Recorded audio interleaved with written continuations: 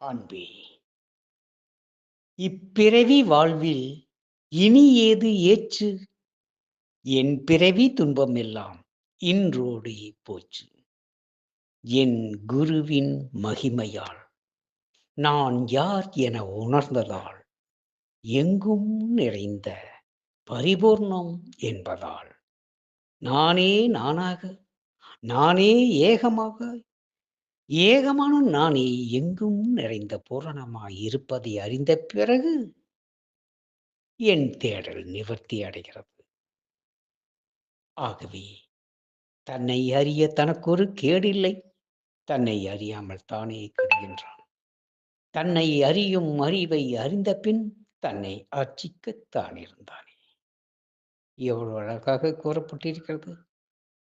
தன்னை அறி, அதுவே தரணியில் தேடலாக இருக்கட்டும். என் அன்பு நிறை அருளாசீர். நன்றி செய்க நலமே.